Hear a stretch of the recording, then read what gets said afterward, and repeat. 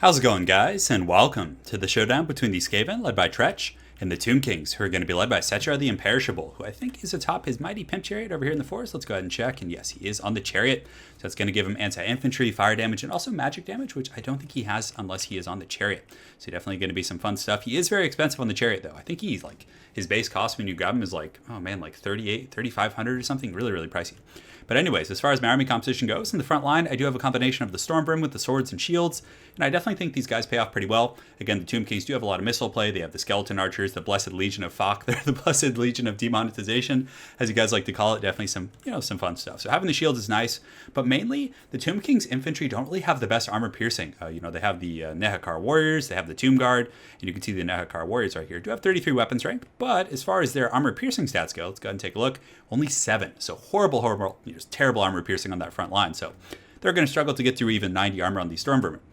So just in case he wants to have a front line that's going to be very heavily reliant on like Ushapti to do his armor piercing damage, I do have these Stormvermin with halberds kind of mixed in. So I have kind of a well-rounded front line that can hopefully address all of the issues at hand.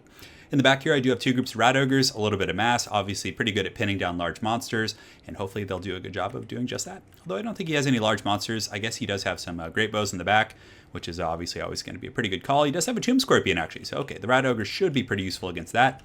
On top of that, I do have a Plague Priest atop the Furnace. So I like this pick quite a bit. Granted, the fear, does it even cause terror? I guess it doesn't, no. But it does have a Mortis Engine effect, which is pretty useful against, just lots of skeletons and things like that. But mainly, he has 2 Pestilent Breaths. So one is a bound ability. It's very tough to aim, but the other one is just going to pretty much one-shot like Nehakar Warriors and Skeletons and troops like that. Breath attacks are very effective against Tomb King front lines. Plus with Filth, and then I do also have the Pestilent Rebirth to get some Plague Monks. It's definitely some fun stuff.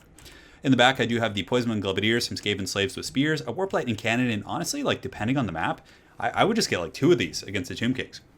They're so good against Ushaptis and like chariots and monsters. Just such an incredibly powerful unit with its anti-large bonus and obviously its hard-hitting AP. And I got some Clan Rat Spears and of course TRETCH. So TRETCH is the new Lord available to the Skaven. And I personally think that Skrolk is always going to be the most competitive. I mean, he just has so many tools. Liber Bonicus, Plague, I mean, he has great combat stats, but TRETCH, if you're expecting to get sniped, he's a really good choice. 70 melee defense.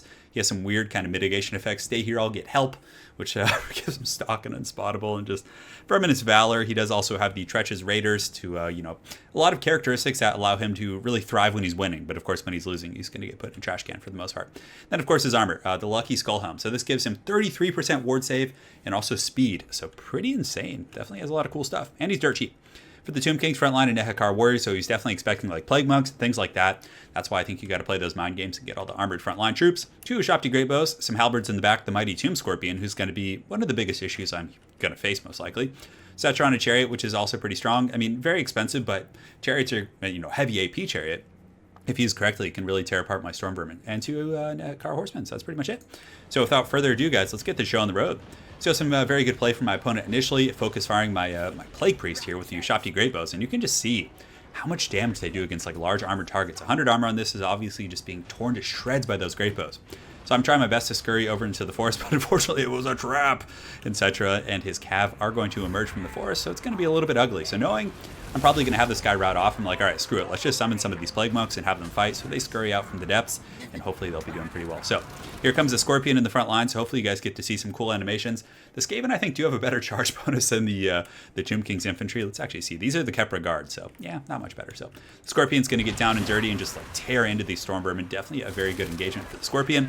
Of course, I do have some troops coming in, and TRETCH, he runs in and just gets knocked into the Shadow Realm. It almost looked like his own Verminous Valor like sent him flying, but in the meantime, Setra did get in there, but I pinned him pretty effectively with Rat Ogres, and that's exactly the reason to bring them.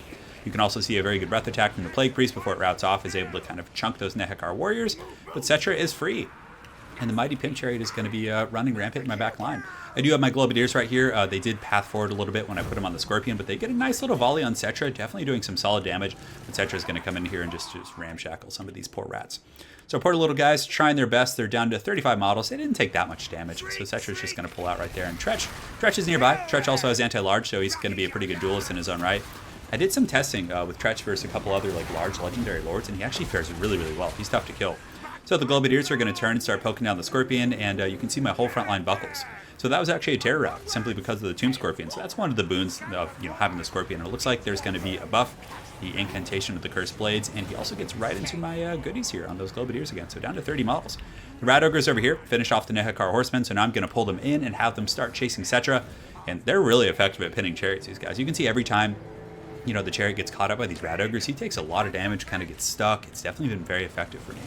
In the frontline fight, otherwise, the Stormbringer are actually trading relatively ineffectively with the Nehekar Warriors, simply because he's been using Cetra's magic to really buff them up. But the Stormbringer variant, the ones with the swords and shield, who have much better offensive combat stats with 36 compared to 22 melee attack, really crushed those Nehekar Warriors in the front line. And also over here, it was very one-sided because I did have these Plague Monks that I summoned with the Plague Furnace that were just munching on those guys. They do have the anti-infantry and all the other good stats, so...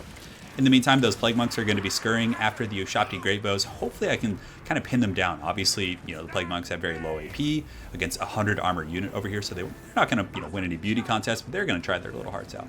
So the Plague Priest is going to be rolling back down the hill, kind of, mucking things up, and I think I am summoning something, or, oh no, that's the Jaf's Incantation of the Cursed. But regardless, Cetra's starting to get pretty low. I do have that Warp Lightning Cannon. It looks like some of my Rat Ogres did routed off, but I have another group of 12.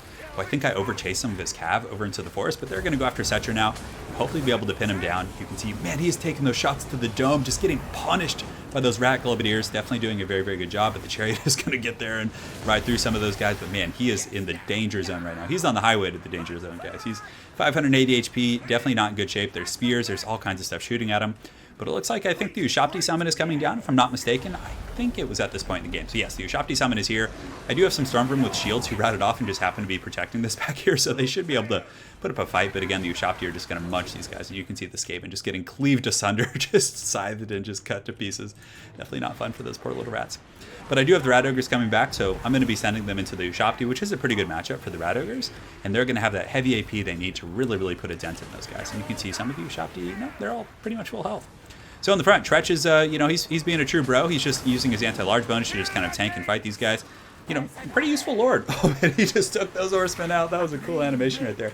But I actually really like Tretch. I do think he's a little bit better than Queek, maybe. I don't know. Queek's okay, but Tretch is he's really hard to snipe. And honestly, with an anti-large bonus, he can do a lot of things that you kind of wish Queek could do. He can actually fight other lords, because I think it is a pretty substantial bonus. Not to say Queek can't, but I don't know. He's a little bit cheaper too, which is cool. Very sturdy, has a charge defense, all kinds of good stuff. So he's going to get in there on the Scorpion, start poking this guy down. He does have that anti-large bonus and the help of all these halberds and Stormbringer and other troops like that. So it's looking pretty good. You can see Cetra, the Imperishable, is looking for a home. He's going to be riding dirty right into my Skaven, just cleaving through atop his Chariot of the Gods. Only 73 kills. Granted, he is a caster as well, so you have to take that into account. He has been pretty effective with his magic use and healing his frontline troops. But at this point, you can see the Tomb Kings are starting to kind of crumble across the board. The Ushapti in the back here kind of getting pounded on by these Rat Ogres. You can see they're going down pretty quick. Down only 11 models. They took a lot of HP damage before they started to actually go down here. But Cetra's running for the hills. I believe he's probably crumbling at -1 leadership, and Tretch is just cackling madly. It's one of the funny things. When I was looking at the Tretch campaign, I noticed he was just screeching every time you click on him. It's pretty great. In the back, the Stormbringer with shields are able to kind of just lock down these Ushapti Great Bows, and they're a very powerful unit. So if you can just keep them from shooting, it doesn't matter what you have fighting them, just stop them from shooting at all costs. So Cetra is going to be riding in here, and I can't remember if I do end up sending my Stormbringer, but I think what ends up happening is I get my Warp Lightning Cannon back online, and then I can start shooting here in just a moment. Cetra is probably going to be crumbling due to army losses. You can see Tretch is leading his rat pack over here. That would actually be a really good thumbnail idea. I got to remember to do that. You can see that Cetra just collapses atop the hill. It's I'm done with this. Screw this. I'm going back to the desert. I don't like forests. So that's pretty much it. So well played to my opponent. It was definitely a fun game, and that was my first game with Tretch, actually. And I liked him. He's cool. If you're playing against someone, a faction or an opponent that really likes to hero snipe and just really goon heroes, he's pretty hard to kill because he has charge defense. He has 70 melee defense. On top of that, he has anti-large, so he can fight monsters, but he can also give himself stock and nearby troop stock, if I'm not mistaken. And that's pretty solid. So if you see a flying goon squad coming in, you can be nope. You can just nope out of it and just give them stealth and squeak away, which is very cool. But aside from that, I like the army composition quite a bit.